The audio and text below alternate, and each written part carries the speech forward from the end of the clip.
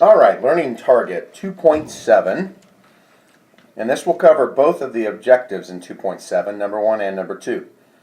What we want to be able to do is we would like to be able to take some information and write the quadratic equation that comes from it. We've been giving you the equations, and you've been factoring them, you've been finding the intercepts, you've been finding the vertex, you've been doing all kinds of these things. Well, what if I give you the information, maybe like x-intercepts and a vertex? If I give you the x-intercepts and a vertex, well then you can write the quadratic equation that represents that information. All right? And then the second thing is just, well, now that you can actually write that information, let's use it. Let's answer some questions about the function or about the problem situation that we have. All right, so let's see how this is going to go. All right, so I'm going to give you some information, x-intercepts and vertex. And I'm going to show you how to do it two different ways. The first way I'm going to show you is by using intercept form, okay, y equals a times x minus a times x minus b, where this a right here, okay,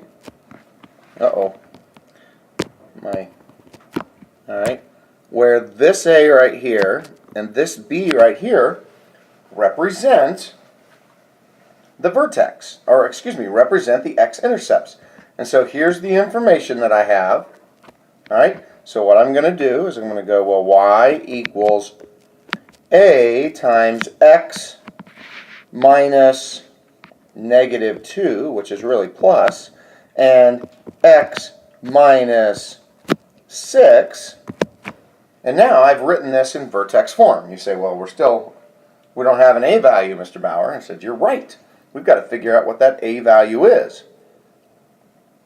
And so let's use this ordered pair that we now call the vertex. Let's use it. What is this? It's an x value and a y value, isn't it? So let's plug those values in. And so x is going to be 2 in both of those situations. And now we should be able to add some things together.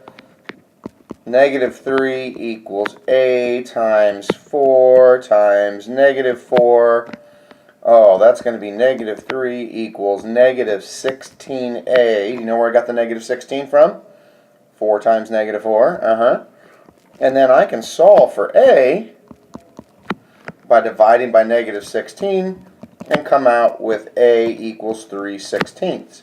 And now I can write y equals 3/16 times x plus 2 times x minus 6, and there's the equation for that quadratic, for that parabola. All right? That's one way to do that. You can use intercept form. Now you can also use vertex form. All right? And since we're given the vertex, I can rewrite some things here. X minus, let's see, what's the x value of the vertex? It's 2 squared minus 3, the y value of the vertex. And you say, well, that's great, Mr. Bauer, but we still don't have the a value. Well, pick one of these points. I'm going to pick 6, 0, and say 0 equals a times 6 minus 2 squared minus 3. And then we can start to solve. 6 minus 2 is 4, right? All right, good, good. That's going to be 16a minus 3 equals 0. So we could add 3 to both sides.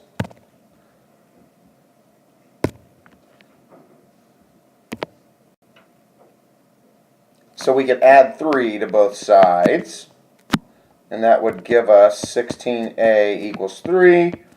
And then we could divide by 16 and get that same lovely a equals 3/16, the same one we got over here. And then we could write y equals 3/16 times x minus 2 squared minus 3. Okay? I know that's messy and you can't hardly see it, but I think you get the idea of what we're doing here. Okay? Now, at this point, they're going to say, okay, do something with this, tell me where the minimum is. Tell me what the maximum is. Well, you know a vertex, and you know whether it opens up or down, then you've got that information, right? Let's take that formula, that one right there. Well, before we do that, though, you could also find the equation of a quadratic by using your graphing calculator. And in order to do that, well, it's pretty straightforward. You're going to be given 3 points. And notice, none of these are critical points. All right? It's not the vertex. It's not an x-intercept, not a y-intercept.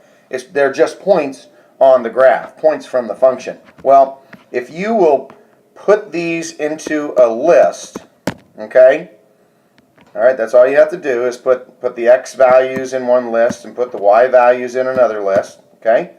You can then go to stat, it's probably second stat function, and then do, instead of a linear regression, do a quad reg, all right? A quadratic regression will give you the equation that best fits those ordered pairs. All right, so it's possible to do that on a calculator too. Then you can use those equations to answer all kinds of questions. So what if we go to that equation that we found earlier that I wrote so you couldn't see it? Okay, here we go. This is a quadratic, and let's say it represents someone's sales from a certain year. And I said, well, what was the maximum amount he sold? Well, hey, a maximum, that means I need a vertex, right? Well, by the way, we better say a minimum, because this is a parabola that opens up because the a value is positive, right? And if you find the vertex, hey, you'll find a minimum value, okay? The x value gets you here, and the y value is going to be the minimum in that function, as small as it ever gets. So you'll be able to use that in problem-solving techniques once you know how to find the function. All right, good luck.